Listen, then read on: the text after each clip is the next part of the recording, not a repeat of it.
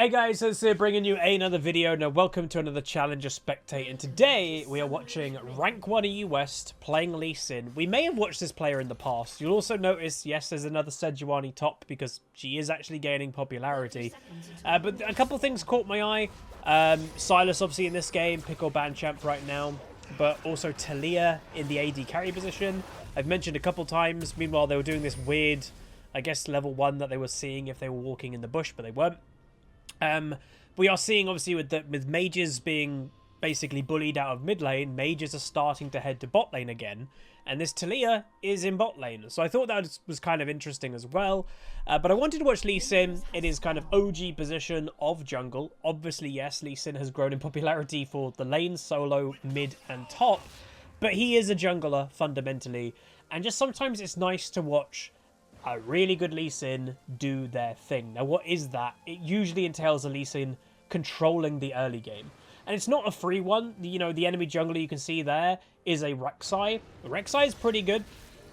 You know, it's not the type of champion you can just kind of roll over completely for free.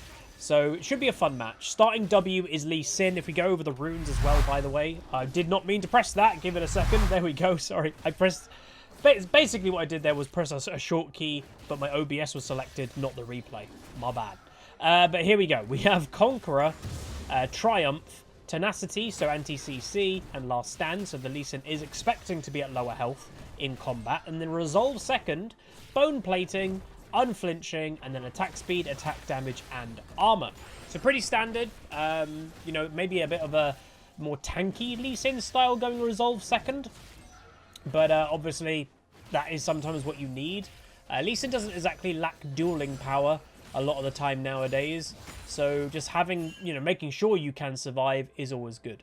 Now, one thing to mention, the W, a lot of people sometimes kind of forget. How did Lee Sin just gain so much health back with his E then? When you're using your E, really make sure that you have the recast of W enabled when you're playing Lee. You can see there, the recast, Lee Sin gains 10% lifesteal and spell vamp for 4 seconds. So make sure you have the recast of W when you're doing big AoE clears in the jungle. Meanwhile, mid lane, Zed gets the kill on Silas. So just to make sure... Oh, that flash into the auto... No, into the Q, and we'll get the kill. Very big confidence for Lee Sin to even go for that flash play. Obviously fairly confident that they knew the Zed flashed for the kill. Probably didn't have W up. By the way, Silas teleported back to mid. Yes, replays are still bugged. Over a year now, I think, of replays being bugged that we can't see TPs. Scuttle Crab, though, timing for this Lee Sin. Perfect Scuttle Crab timing after even a gank. Obviously, Lee Sin has yet to do blue buff. That is worth knowing. Has not done blue. Enemy team with the Rek'Sai. Alistar just gets killed, but Varus goes down. Lee Sin is in the area. Good Bard stun, though. And Rek'Sai is going to probably just try to kite. Lee Sin lands the Q. Probably not going to go for the kill, I'd imagine, because it's kind of a waste. Why would Lee Sin not follow it up? The moment Lee Sin would have followed that Q, you have Rek'Sai popping out of the ground and then knocking Lee Sin up. And then you'd have probably Talia damage on top of that, and it just would not have gone very well. So Rek'Sai level 4, so is Lee Sin. Look at that's what I was talking about. The damage, literally, I was saying the pop-up with the Talia damage. Do not underestimate. Lee Sin just barely surviving, and Bard surviving also. Lee's going to back off to the jungle. It is one thing that, you know, I've said a few times, the big thing, a big takeaway we can get always from watching Challenger junglers, of something that I even know myself I need to improve on when I'm jungling. Obviously, that is quite rare at the moment. But is making sure, like, you're not basing until your jungle is cleared. Because you're not maximizing your XP and gold if you're basing and half of your jungle is still alive. Clear it. Then the respawn timer is happening while you're going back. You're actually maximizing everything. So Alistar did get vision of Lee Sin there. I'm not thinking Alistar's going to invade, but you never know. Lee's going to get the blue and then head over to the Wolves. He'll probably do the Wolves, then go back. So a cool start to the game so far. Top lane, yeah, Fiora versus Sedge. To be honest, we did say in the Sedge game, we did watch a Sejuani top, and it was actually not that bad. I honestly think a Fiora should probably be okay. Fiora has tank killing qualities. Meanwhile, Silas gets kill on Zed.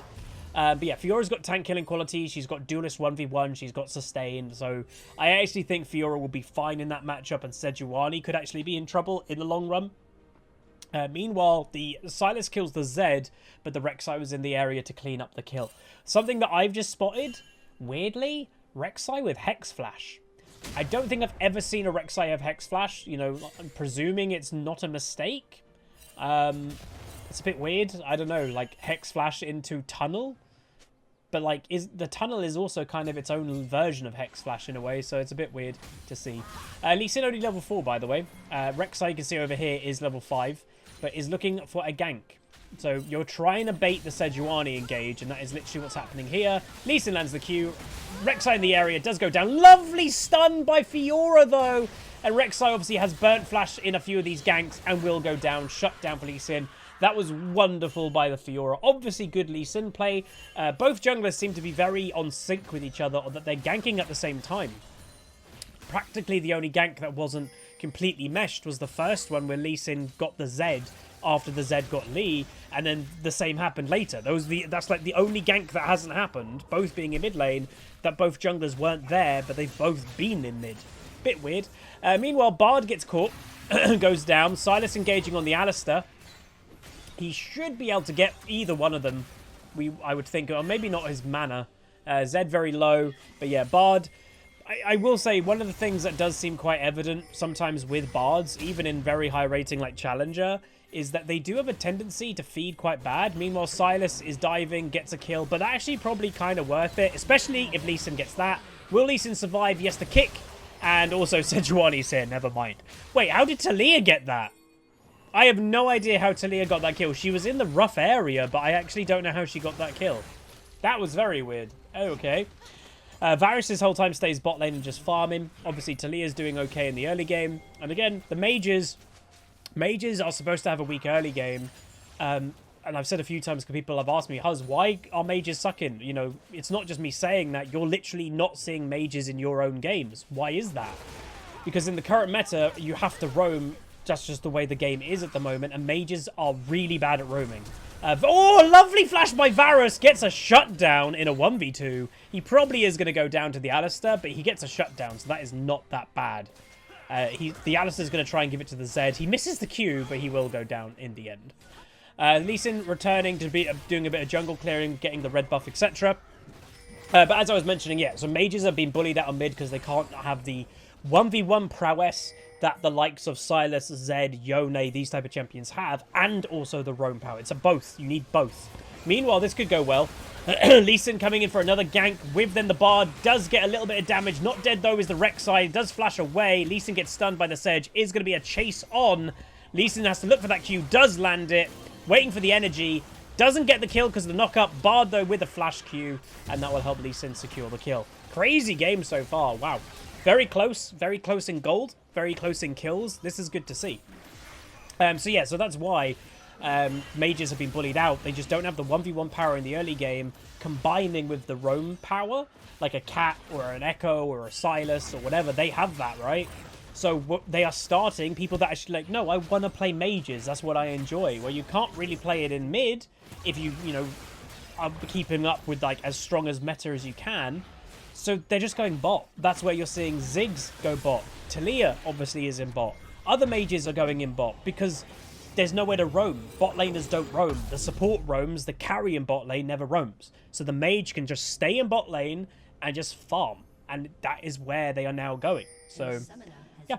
Bard DC'd but does come back. It is a bit rare to see a challenger player DC, to be honest. I remember a few years ago, because I've always had the question, will a better PC or slightly better internet suddenly make you into a challenger player? No, it won't. But it is a contributing factor to being a good player. There is no denial that it is, or isn't. In the fact that if you're a decent player, but you're in Platinum, and you're stuck on 20 or 30 FPS, if you had a PC that just like, let's say my PC, you can see in the top right, there's the FPS, that's 144, I keep it capped at 144. If you have a PC or a laptop that only gets 20 or 30 FPS, meanwhile a gank is happening and Sylas is going to go down, if you were that person in Platinum, but then suddenly you had my PC and you were locked at 144, you will climb. Like, I would almost guarantee you would climb in League. Anyway, enemy team going very aggressive. Lee Sin does go down. Enemy team working very well together, has to be said. Maybe Lee Sin did a little bit too fancy feet there. Should have just backed away a little bit earlier. But the enemy team is working well together. And Fiora does get a kill on Sedge, which is not surprising me personally. It's just, That is the negative of Sedge. If she's against a tank-killing duelist, I think that's where the champion will struggle, to be honest. But obviously, the champion in itself, Sedge, etc., I don't mind going top lane. If it was tank meta, etc., I think it could be good. Sylas is having a rough game, man. 2 and 6 currently, and the Zed does get a kill on him in mid lane. But yeah, so that's what I was saying. If you were a 20 or 30 FPS gamer in Platinum and you suddenly had 144, completely peaked, doesn't go down, doesn't go up, just stable, you will climb. And a few years ago, Riot released some data backing that up. So I think it wasn't FPS, because I don't know if Riot actually has that data. They probably do. But they had lag. So your MS, your response time, you can see mine in the top right is currently 7 MS. By the way, it's not 7 MS when I'm playing League of Legends. You might be, weirded to know. The replay servers are actually different to the playing servers of League of Legends. So I get 20 FPS when I'm playing League. Meanwhile, Rek'Sai having a 1v1 the Lee Sin. The Conqueror healing from Lee is helping. With also Gore Drinker. Good kick. Sedge in the area, though. Lee Sin W's over. Is stuck. Was stuck suddenly behind Krug. Sylas is in the area, though. Goes for the 1v3. Fiora's in the area, too. Rek'Sai goes down to the Lee Sin, by the way, who got a Q snipe. And Fiora is going to look to clean. Alistair getting the escape of the W. Is going to try and get away. Doesn't in the end. But yeah, Lee Sin surviving that. Sedge is still also in potential trouble, but they're all very low. And for some reason, Sylas stays in the area. Fiora stays in the area. Lee Sin coming back in. Look, he's healed that much. Lee Sin's back with the W. Misses the Q. And so Varus goes down in the bot lane to the Talia. Zed is going to chase. He's got Prowlers, which obviously gives mobility. He goes for a big engage. Prowlers away. Look at the healing. Can they survive? Oh my god, look at the healing. And the healing with Fiora, the healing with Gore Drinker. Oh my god, that was clutch. Really well played by Lee Sin and Fiora there. That was so close. Wow. That was cool. But as I was saying, Riot released a graph on rating and average latency. And it literally was like this. The lower rating, so Iron, Bronze, etc. Meanwhile, Rek'Sai could be in trouble here. Or are they going to just get a kill? They are just going to probably... Gore Drinker heal! Gore Drinker heal, baby. Healing is still a problem in the game of League of Legends. Nicely played by Lee Sin, but Gore Drinker. He probably should have died there, let's be honest.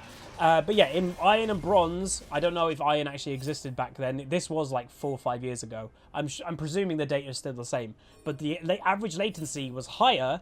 And as you kind of went down in rank, from Bronze to then Silver to Gold to Plat to Diamond to Challenger, etc., the latency was coming down. And we're not saying like, oh, the average latency in Bronze is 200. No. We're talking like the average latency in Bronze may have been 35, but the average latency in Challenger may have been 20. So like, little differences here or there. Nice kick by Lee Sin. Is engaging on the Zed, who... Would I call this Zed fed? I don't know if I'd call him fed, but it's a strong Zed. To have the confidence to even go for that is obviously... You have to be quite confident. Do you want to clear those just so they respawn? You don't want to leave camps just with one, because that hurts your overall clear in the long run, hurts your gold, hurts your XP. So make sure you are clearing those. Zed in the area again finds... Oh, the flash! Oh, the Q! Oh my god! A Zed trying to flash away. Lee Sin with the Q. This Lee Sin, remember, he is rank 1 challenger, and I think we know he is rank 1 challenger for a reason. What the hell? That was so cool. Sedge obviously going to die. She hasn't got flash. Like... I made the joke when we watched Sejuani top lane a few games ago. The meta is a little bit mucked up when even a Sejuani is ignoring flash, and she's taking ignite. She's a full tank champion. She's going teleport ignite as well. I don't know. Will Riot do anything about it? I'm not sure. Do you guys find it's a problem? Like, I have a little bit of a problem with it, and I've said a couple times, it's just like a gut feeling that I just don't like it. Do you guys have a problem with it? Do you guys don't mind? It would be interesting to know. Because, it's not the type of thing that's going to ruin the game for me. It's just something that I'm like, I don't really like that. But I wonder what you guys think of, like, people ignoring flash, because that does seem to be pretty prevalent right now. Like, I don't know if Sylas is that type of champion that's been doing it as well, maybe. Meanwhile, Zed going in with a Sylas, but the Lee Sin is in the area, gets this stun. Why was Lee Sin holding on? Oh, Sylas survives. Why was Lee Sin holding his Q, by the way, for so long? He could have just finished him. He could have done it straight away. He was actually waiting for Zed to return to a shadow, and then Lee Sin could have pressed Q to kind of follow the shadow, because he was probably expecting Zed to try and get away rather than go fully all in. So that's why I think Lee Sin was holding on maybe a bit longer than he probably should have. Fiora killing the Sedge, again, not too surprising. So the game was incredibly close in the early stages. Even the enemy blue team had the advantage. But it's suddenly, the mid-game, they are falling away. The Lee Sin is obviously showing up. The Fiora's got the scaling over the Sedge in the 1v1. And the Varus, well, the Varus, he's farming. You know, he's not had a great game. He's had a bit of a struggle. He's giving the blue to the Sylas, it looks like. Or is he? I probably... Why wouldn't you? Again, blue isn't bad, by the way, for energy champions, but it is better for a mana champion. That is the thing. A lot of people do forget that blue buff does actually increase energy regen, which can be sometimes clutch for an energy champion. Enemy team going for quite, what I would say, a desperate all-in there. They don't get the engaged. Alistair now on the back foot, doesn't have flash, but his ultimate literally makes him as a god tank, and Sylas overextends once again, does go down.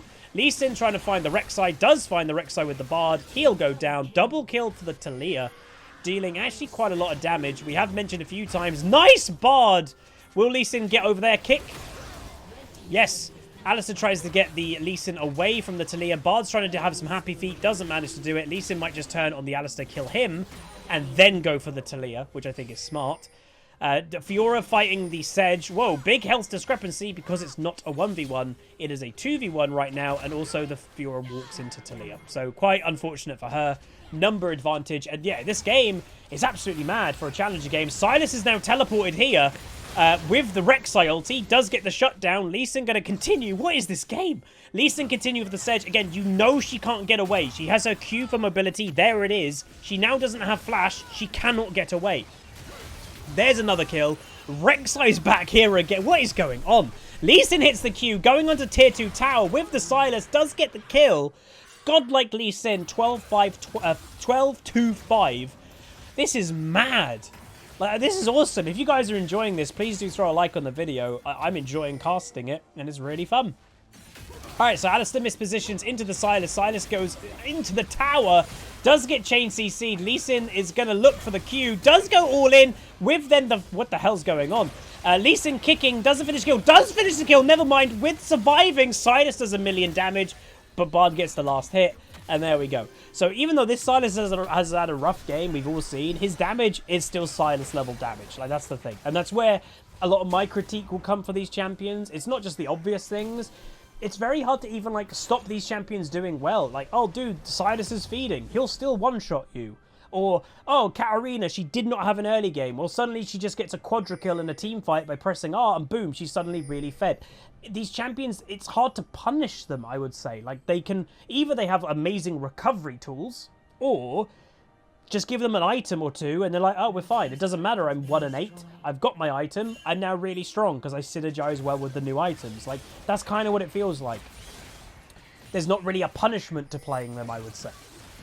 Right, so Lee Sin building Asteric second item. So, a few games ago, we watched... or no, we didn't watch. It was my Swain support game. Technically we watched because of a replay episode. But we had the Sylas and... the Lee Sin, I believe, and Kayn on my team. And I called them the Basham Brothers because they kind of reminded me of the Basham Brothers from Mighty Ducks. Lee Sin finding a Sedge, going for the 1v2. Is going to probably get this going. That is 2 levels ahead. Is getting chain CC'd though, but isn't dying. Look, this is what I'm all about. He is so tanky with the flash E. Lovely played. Misses the Q though. Will chase this Rek'Sai. Rek'Sai is definitely in trouble here. And Lee Sin's going to finish the kill. 1v2 double kill for Lee Sin. Obviously, they were a bit weakened before the fight, but still good for Lee. But yeah, I call them the Basham Brothers because they did remind me of the Mighty Ducks from... the Basham Brothers from Mighty Ducks, kind of like big, bulky, went to like going for aggressive, all-in plays. But this seems to be the build. It's kind of like a chonky damage build. So like classic Lee Sin back in the day used to be like full DPS. Then Lee Sin's had tank builds. This one seems to be the Bruiser build, that he is doing damage but also tanky. But it seems to be generally tankiness through sustain of Gore Drinker. Because again, the item is still very strong. It just used to be stronger. But then you're combining that with the Asterics, which obviously is giving you... you get healing, obviously, with this item, obviously. But also a shield and all that stuff. So... and then maybe it's going to even be a GA. So it's basically just not... you can't die. Like, you're so tanky by sustain with Gore Drinker, your W from Lee Sin healing, the healing from Sterix, then a GA. How are you killing this champion? Like, he's just going to stick around. And, yo, we got him. And he revives with GA. It's like, oh. Meanwhile, Zed goes down to the Bard, but then the Bard is in a bad position. Varus is in a bad position. He hasn't got flash. It's very close to being up. Silas is coming in. Look at the burst damage. Has taken Alistar ult, which you might be like, is that the right ult? Alistar ult is actually pretty good to take because it makes you so tanky. And you're still dealing the damage of a Silas, but suddenly you're an insanely huge tank. Lee Sin lands the Q on the Talia. You can see, look, that is a pretty strong Talia. We have seen this Talia one-shot people this game. Lee Sin doesn't care. That's how tanky this Lee Sin is without really buying tank items. That is what makes this build strong. It's the Bruiser tank sustain build. Baron has been called, though, and Baron is being done. 16-2-7, by the way, for the Lee Sin. This is why this guy is rank 1 challenger. I believe he is the jungle main. And as I've said, jungle is the best role to play. If you are like, I don't care, Huz, just tell me what is the best role to play right now if I want to climb in solo queue. It's jungle, by far. Like, it's not even close. I'd say it's jungle right now. Probably mid if you embrace the meta of melee champions. I personally don't love that meta, so that's why I'm not really playing mid. Then after that, I'd probably still say AD carry / support, kind of even, because they do kind of need each other. And then top lane. Like, again, top lane, I haven't really seen Hullbreaker take over the meta like I expected. I literally was worried that, oh god, split pushing item, it's just going to be complete split pushing meta.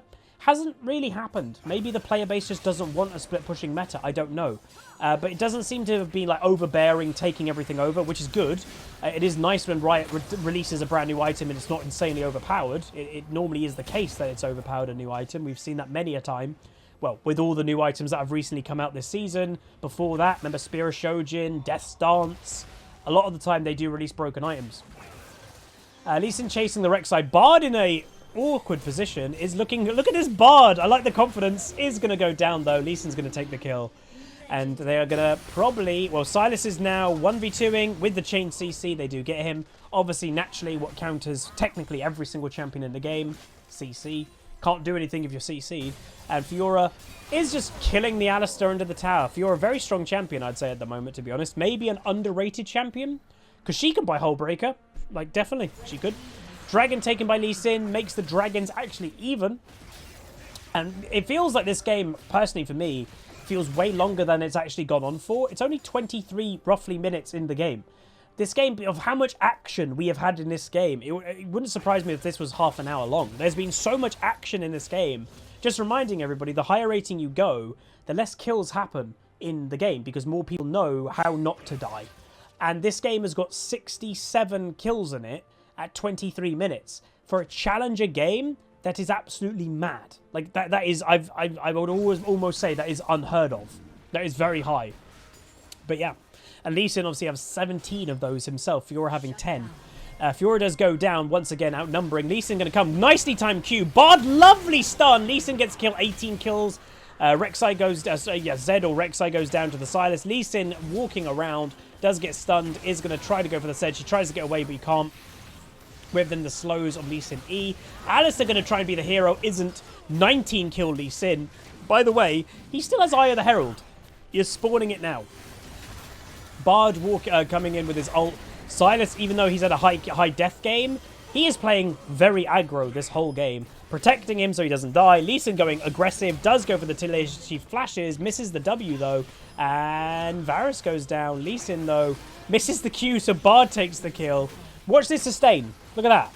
He can just get literally to full health practically. If he didn't get a little bit of damage there by the tower, he'd be just sustaining near back to full health. It's just mad. And they are looking to end.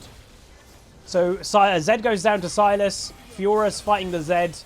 Don't know what the hell the Rek'Sai's doing. Hex flashing in, which is a bit weird. And we'll go down to the Bard. This Bard's racking up some kills. Lee Sin gets thingied, ulted. Fiora going all in for the Sedge, while Lee Sin looks just to be doing a bit of farming and is casually ending the game after the Sejuani is dying, I presume. But there we go. 19-12. And once again, I need to make the point clear. Not insanely fancy League like Lee Sin play. So many times you will see in Platinum, I'd say, and Diamond or Low Diamond, Lee Sin's trying to pull off the fanciest mechanics, and a lot of the time they'll muck up because of it. They'll lose a kill because they try to do something fancy. This Lee Sin, did you see one insect kick this game? No. Like, did you see one flash kick this game? No. They don't... Really good Lee Sins in Challenger don't do it. They play very basic, but they pull that off nearly perfect. Yes, obviously, landing your Q is a big part of Lee Sin. Landing a lot of Qs, also missing some. But there was no, like, insanely fancy mechanics. It was just playing a very basic, straightforward way of Lee Sin, and that's a lot of the time what works the best. And remember, Red Team was losing this early game, and then win the game with a 15k gold advantage at only 25 minutes. Really big. And look how many kills, by the way. 78 kills this game. For a Challenger game at 25 minutes, that is absolutely mad. And again, Talia finishes still quite well, by the way. She just, the rest of the team didn't do well. But does show Talia did fine in bot lane. Beat the Varus, arguably. But there we go. Hopefully you guys enjoyed a very clean, fun to watch Challenger game with a Lee Sin rank 1. Let me know what you guys think. And let me know, by the way, I am going away this upcoming week for a few days. So I will be prepping some content. So there might be a couple more Challenger replays upcoming. What champions do you want to see? You know, normally I'll just have a little look who's rank 1 or rank 2. In the comments, comment what champion you want me to see. And I'll look through those. And if there's any ones that come up repeatedly, I will do that champion. But anyway, that's going to be it. If you guys enjoy, throw a like on it, throw a comment, throw a subscribe. See you guys next time. Peace.